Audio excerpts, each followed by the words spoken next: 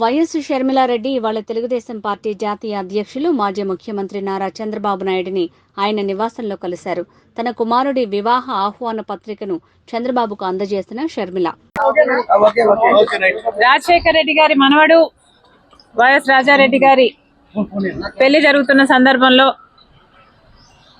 చాలా మంది ఇన్వైట్ చేస్తున్నాం రాజకీయ నాయకుల్ని. అందులో భాగంగానే చంద్రబాబు గారిని కూడా పెళ్లికొచ్చి వాళ్ళని ఆశీర్వదించాలని కోరడం జరిగింది. చాలాసేపు రాజశేఖర రెడ్డి గారి గురించి, వాళ్ళ ఫ్రెండ్షిప్ గురించి, వాళ్ళ రాజకీయ ఇనిషియల్ ప్రస్థానంలో జరిగిన విషయాల గురించి అన్నీ గుర్తు చేసుకున్నారు, మాకు గుర్తు చేశారు. చాలాసేపు మాట్లాడాం, చాలా సంతోషం అనిపించింది. వచ్చి ఆశీర్వదిస్తామని మాటించాం.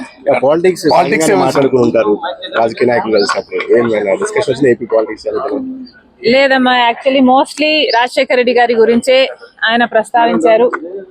ఆయన ఎలాంటి మనిషి, ఆయన ఇనీషియల్ గా వాళ్ళు రాజకీయాలు మొదలు పెట్టినప్పుడు వాళ్ళిద్దరూ కలిసి ప్రయాణం చేశారు. పొద్దున్న నుంచి సాయంత్రం వరకు వాళ్ళు కలిసే ఉన్నారు, జీప్లలో కలిసి తిరిగారు.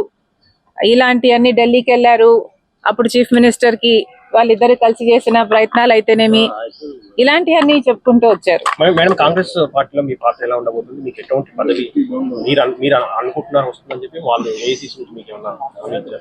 కాంగ్రెస్ పార్టీ ఏ పదవి ఇవ్వాలి, ఏ బాధ్యతలు ఇవ్వాలి అనేది కాంగ్రెస్ పార్టీ ప్రెరోగేటివ్. కాంగ్రెస్ పార్టీలో because it is the largest secular party చేరడం జరిగింది. రాహుల్ గాంధీ గారు ప్రధానమంత్రి అయితేనే మన దేశానికి మంచి జరుగుతుందని, కమ్యూనల్ వైలెన్స్లు తగ్గుతాయని రాజశేఖర రెడ్డి గారే రాహుల్ గాంధీని ప్రధానమంత్రిని మనస్ఫూర్తిగా చేసుకోవాలి అనుకున్నారు. కాబట్టి అదే జరగాలి, అది జరిగితేనే మన దేశానికి మంచి జరుగుతుంది అని చేరడం జరిగింది. ఇంకొకసారి చేరిన తర్వాత వాళ్ళ చేతుల్లో మనం పెట్టుకున్న తర్వాత వాళ్ళు ఎలా ఆదేశిస్తే అది నమ్మకంగా చేయాల్సి ఉంటుంది.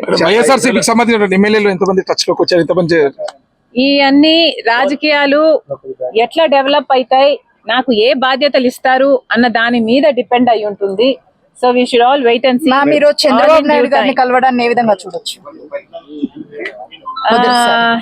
చంద్రబాబు గారిని చూడడాన్ని ఏ విధంగా కలవడం ఏ విధంగా చూడొచ్చు అంటే, మామూలుగానే ఒక ఫ్రెండ్లీ ఎన్వైరన్మెంట్ లో అందరం చూస్తే బాగుంటది. నేను లోకేష్ గారు ఒక ట్వీట్ నాకు రిప్లై చేశారు.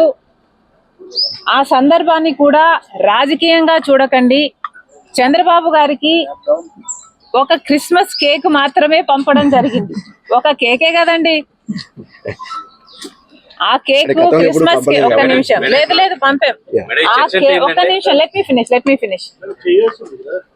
ఆ కేక్ కూడా మేము ఒక చంద్రబాబు గారికే పంపలేదు, ఇక్కడ కేటీఆర్ గారికి, కవిత గారికి, హరీష్ రావు గారికి, ఇట్లాంటి వాళ్ళకు కూడా పంపడం జరిగింది.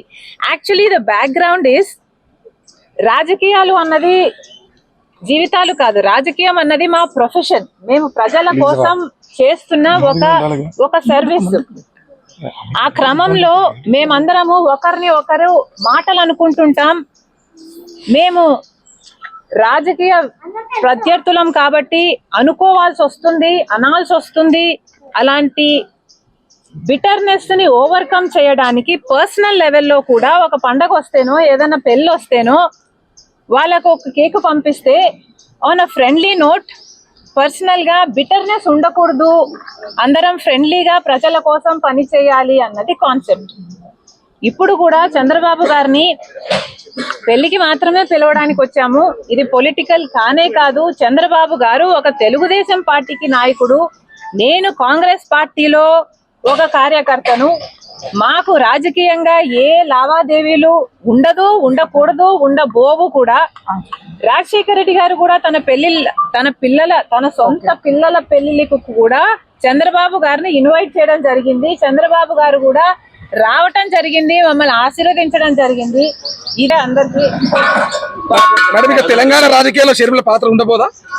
కాంగ్రెస్ పార్టీలో మనం పెట్టుకున్న తర్వాత కాంగ్రెస్ పార్టీ ఏ బాధ్యతలు అప్పగించినా ఆ బాధ్యతలు నేను నమ్మకంగా చేస్తానని ఆ రోజు చెప్పాను, ఈ రోజు చెప్తున్నాను. ఇలా ఉన్నాయి రాజకీయాలు అని నేను మీకు చెప్పనవసరం లేదు, మీ అందరు కూడా చూస్తున్నారు. కానీ ఫ్రెండ్లీగా ఉండాలి. మనం అందరము కూడా ప్రజల కోసం ఉన్నాం. ఏ వేదిక అన్నది ప్రజలకు తెలుసు. ఏ ప్లాట్ఫామ్ని మనం ఎంచుకున్నా, ఏ పార్టీని మనం ఎంచుకున్నా ఉన్నది మాత్రం ప్రజల కోసం. సో ప్రజల కోసం నమ్మకంగా పనిచేద్దాం. పార్టీలు ఉన్నది, లీడర్లు ఉన్నది ప్రజల కోసం, స్వార్థం కోసం కాదు అన్నది నా అభిప్రాయం.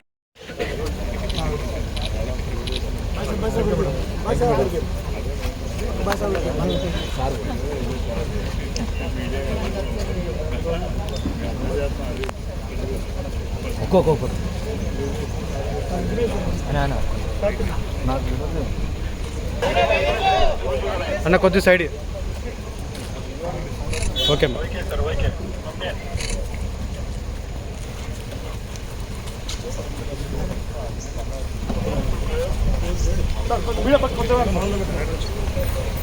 సార్ కొంచెం మీరు సైడ్ రండి సార్ కొంచెం తీసుకోండి తీసుకోండి